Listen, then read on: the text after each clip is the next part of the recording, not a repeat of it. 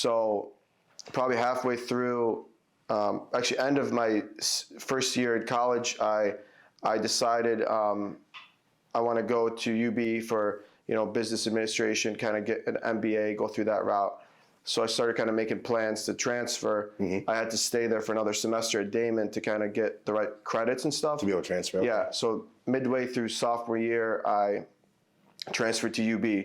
And so I wanted to stay in Buffalo because, they had a good physical therapy program. And at that time, it really wasn't really about real estate. It was more just, I want to stay around my family. But during that span of the freshman year to my sophomore year, I started getting more passionate about real estate. Me and my dad started, thinking like, all right, we would see the stuff going on Buffalo Rising, Buffalo Business First, articles. Hey, something's happening in Buffalo. Like it was the origins. Renaissance. It was the origins back then. People were talking about the medical campus. They were talking about the waterfront, and whenever you can start building a base like that, that is, where growth starts to build up upon. So that's when I started getting into real estate. Was never before in high school really. I mean, my dad always owned real estate, but it was a house there. Like it wasn't. These 200 unit. Yeah, I wasn't like so passionate. I'd go there and be like, wow, like this is my future. A multifamily house. But I started seeing the potential, and me and my dad started talking, and we're like, how can we get involved? What can we do? And that's kind of how things got started. My dad always had a passion for real estate, and he's a incredibly charismatic person that people, he spent a lot of his career saving lives. So he knows how to connect with people, build relationships, and we started working together and figuring out what can we do. And so then I decided. So then during that span, we started looking around at some real estate, and we ended up.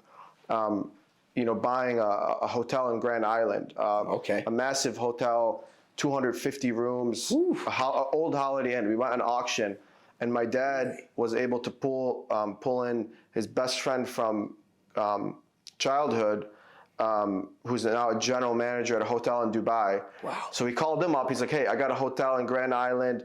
And Grand Island is incredible real estate. I mean, it's the largest freshwater island in the world. And I feel like it's forgotten about, too. It is forgotten about. There's some things, politics over there, but it is completely forgotten about. So there's a lot of potential there. So my dad called his friend. He's like, hey, I got this hotel. What do you think? And his friend's like, hey, let me make some calls. Next thing you know, my dad's there bidding on the hotel. This guy flies in from Dubai. They're both sitting there. They're on the phone with the other investor, and they're going up 3.5 mil, 3.7. We buy it for 4 mil. This big hotel, and then I'm like, did we really just do that? So like, what are we gonna do with this big hotel? Yeah, exactly. That's like vacant. 250 rooms. Yeah, and it's vacant like 30%. Its vacancy is like 30%. So like this thing is losing money every year. It's not making any money. So so that's how things got started. And then my dad got involved with this group that owns hotels in Dubai and stuff like that. And, we bought that hotel. But then I started getting more involved, so we kind of got distracted. But then I wanted to go to school, transfer to UB for business. Okay. I took one urban planning class, and that's kind of what changed things for me, because this urban planning class I knew like this is what I want to do.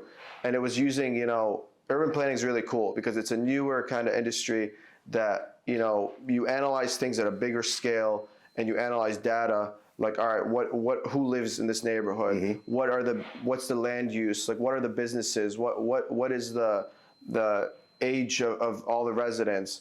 What are some of the big, points of, that are bringing people in, hubs? And so I started learning about that. And I'm like, this is what I want to do. So I looked into the urban planning program there. And my third year, I switched to urban planning and environmental design. And then I started like, all right, I'm going to pull resource. Then all my professors were pretty much in the real estate game in Buffalo. So really? So I started meeting different people. And then at that time, we kind of launched our company, Cedarland, because we wanted to kind of create a presence. Yeah, sorry y'all for the beeping. Things happen in life. We figured that out. So we're going back to 250 units. And you said as a 19-year-old, and that was the first project. So what happened once your dad acquired, once you guys acquired that? Well, so we bought that property, and I'm like, wow, this really just happened. So I'm 19 years old, and my dad was able to use these guys in Dubai who know what they're doing in Dubai. They have big hotels and stuff, but Grand Island, Western New York, is not Dubai. Yeah. So I got really interested in working there, seeing what we can do. So I started being involved, and I was outside of class. I would go there, and I started just by renovating the gym. I just went to school for physical therapy for a year. So I'm like, and that was one of the strengths. That one hotel had a beautiful pool with a view of the river, and it had over 500 gym memberships. Okay. So I'm like, okay, this is something we can expand on. We should bring people in and start working on it. So that was my little thing. But my dad started getting into running a hotel, and how can we bring this hotel back and fix up the kitchen, renovate the rooms. So we did that for a little bit, and during that same time, we started, obviously learning more about real estate, but I was still going to school full time, so I wasn't as involved. But that was kind of some of the origins of Cedarland.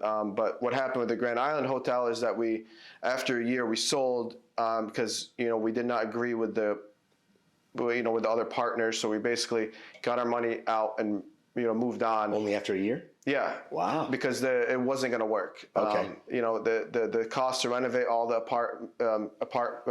hotel rooms was too high. The location didn't make sense because it's just not bringing enough traffic. No. We were relying on Chinese tourists from Niagara Falls coming in busfuls to the hotel over the weekends, but that's not enough to keep it afloat, to keep it going. So, but we learned a lot. We learned from it, and we bought better assets with that money. We bought way better property, and that we still hold, and. So I continued to learn through college from my professors. We bought a couple more properties. I started getting more involved with my dad, but only as part-time. So I started helping to get the company set up as much as I could. So we started. That's how Cedarland kind of got started. And then after I graduated from the program at UB, I started full-time, and we've been able to just grow the company tremendously more. Tremendously. Yep. So I was going to say now, that's being that your parents are both doctors, and then you were interested in real estate. Where did the entrepreneur come from? Because at that point in time, I know from my parents too. My mom's a teacher, and my dad was in the corporate world, but it was not taught to me, at least. It wasn't explained to my family the entrepreneurship, owning a business and being able to run it for yourself. Right. That just came natural because you're interested in real estate. Yeah, and so was my dad. My dad. Was really interested in real estate. He wanted to, grow a real estate portfolio. So me and him worked tandem together, and learning what we had to learn.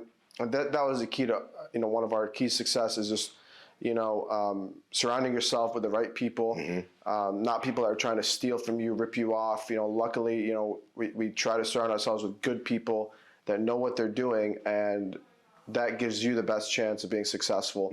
And, just learning from other people. So when I was through the time I was in college, even when I was vice president, when I graduated from college, I was learning from the basics. I was learning from the bottom. I was going around and cleaning up our properties with our maintenance guys. I literally we cleaned up this old Kmart building we bought on the east side.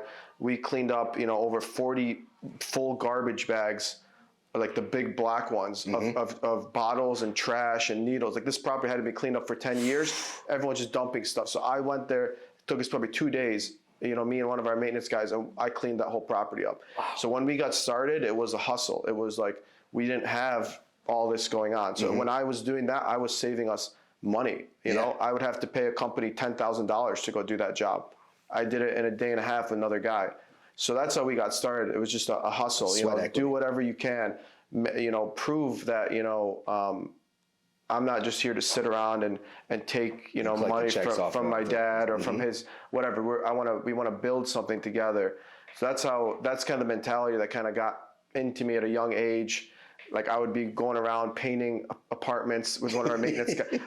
I found this guy, you know, kind of off the street, and he, you know, I got connected with him, and he was, you know, pretty affordable. So me and him would go and be like, all right, we're gonna go paint this apartment today, and I want you to finish it in 2 days, and I would give him cash. You know, now we've moved away from that. We don't pay anyone cash anymore. Yeah, that makes sense. It's all legit now. Yeah.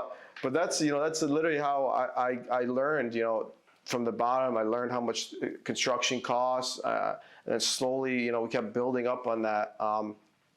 But the key those couple of years were just sucking up as much knowledge as you can from other people, you know, and that's kind of how we got started.